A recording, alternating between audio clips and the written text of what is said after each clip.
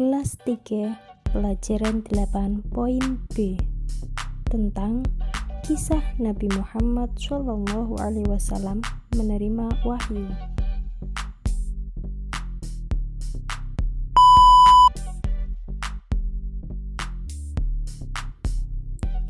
Perkenalkan, nama saya Indriani Nur Agustin, NIM 30. Di sini saya akan membahas tentang kisah Nabi Muhammad SAW saat menerima wahyu yang pertama. Baik, marilah kita simak video ini bersama-sama.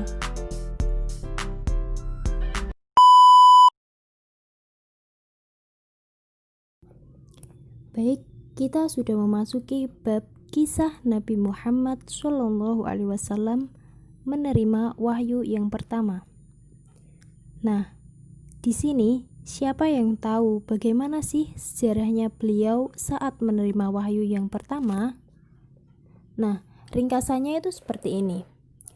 Saat Nabi Muhammad genap berusia 40 tahun, beliau itu dipenuhi dengan kegelisahan.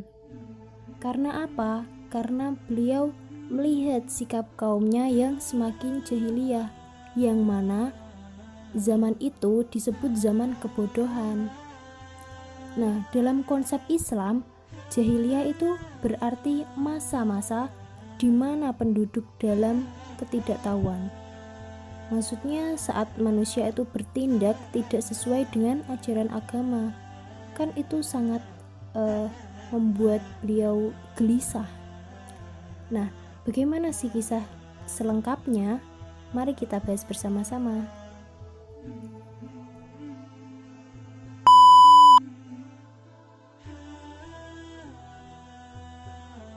Kisah Nabi Muhammad SAW saat menerima wahyu yang pertama. Nah, awalnya Nabi Muhammad SAW itu tidur dan kemudian bermimpi, yang mana mimpinya itu akan menjadi kenyataan. Nah, di dalam mimpinya itu terdapat apa sih? Di dalam mimpinya, beliau melihat sesuatu yang menyerupai belahan cahaya subuh. Dan di dalam dirinya dimasukkan perasaan untuk selalu ingin menyendiri. Nah, mimpi itu terus berlangsung selama 6 bulan lamanya. Nah, kemudian setelah itu apa yang akan dilakukan beliau setelah beliau bermimpi?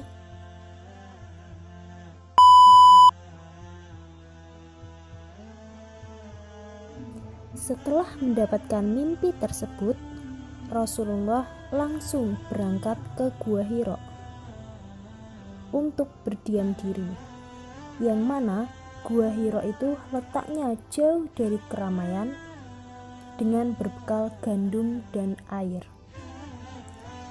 Kemudian, mengapa Nabi Muhammad memilih Gua Hira sebagai tempat untuk berdiam diri? Nah, alasan yang pertama, karena jauh dari jangkauan manusia, yang mana mustahil ada orang yang singgah ke sana untuk kegiatan sehari-hari. Alasan kedua, Gua Hira mempunyai 2 sisi, yang mana sisi pertama itu pintu masuk dan sisi kedua terdapat celah, yang mana celah itu menghadap langsung ke Ka'bah. Nah, melalui celah itu beliau dapat menyaksikan bangunan suci Ka'bah.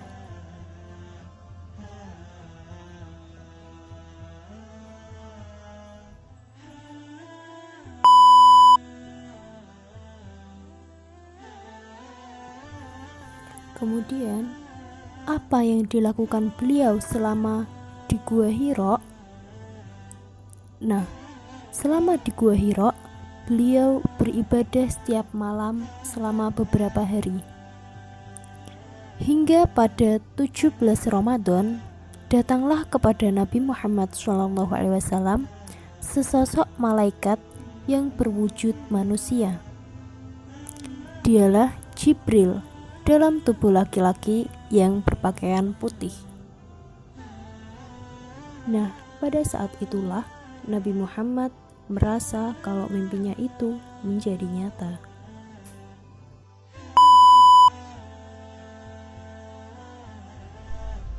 Malaikat Jibril mendatangi Rasulullah, kemudian berkata, "Iqra" atau bacalah.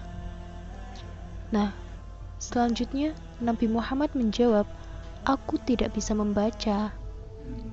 Lalu malaikat pun kemudian mendekap beliau dengan erat, seakan-akan ruh mau keluar.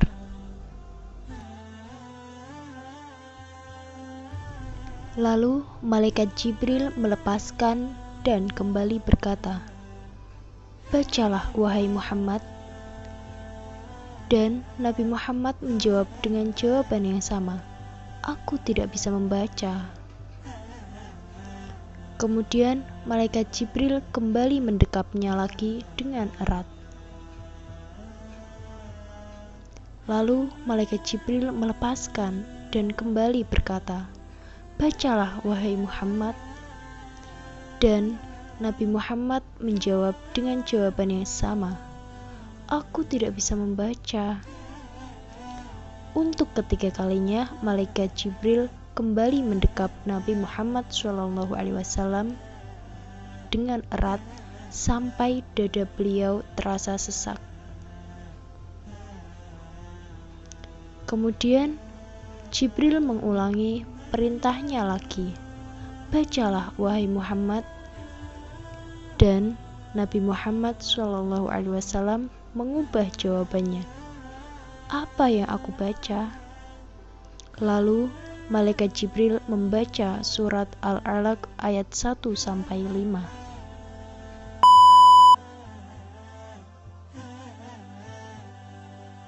Nah, ayat pertama surat Al-Alaq menyampaikan kepada Nabi Muhammad SAW untuk menjadikan Al-Quran sebagai pedoman hidup manusia.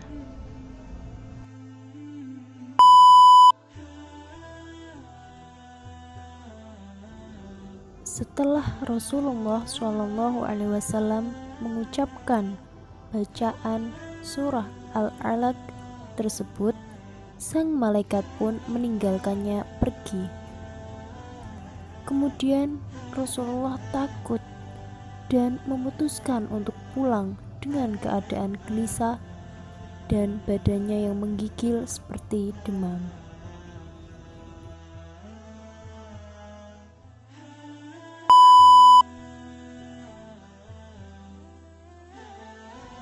Setelah sampai di rumah, beliau meminta Khadijah, sang istrinya, untuk menyelimutinya karena tubuhnya itu menggigil. Kemudian Rasulullah SAW menceritakan apa yang dialaminya kepada istrinya, yaitu Khadijah. "Wahai Khadijah, apa yang terjadi kepadaku? Sungguh, aku merasa khawatir atas diriku sendiri."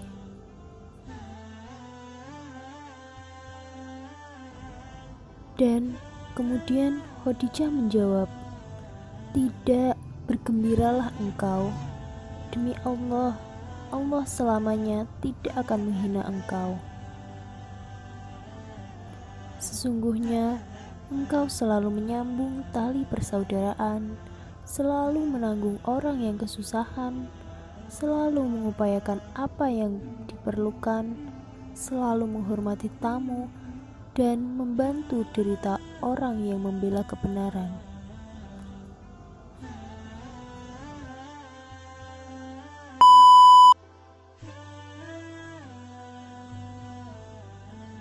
Untuk menenteramkan hati Nabi Muhammad SAW, Khadijah mengajak beliau bertemu dengan pamannya yang bernama Waraqah bin Naufal.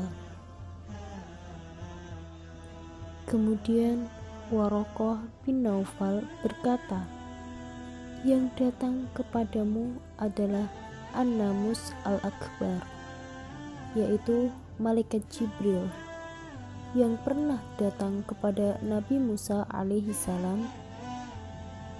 Sesungguhnya engkau adalah orang yang terpilih sebagai Rasul Allah. Selanjutnya, kaummu akan mengatakan bahwa engkau adalah penipu. Mereka akan memusuhimu, melawanmu, dan membuangmu. Sungguh, bila aku masih hidup sampai waktu itu, aku akan membelamu, wahai Muhammad.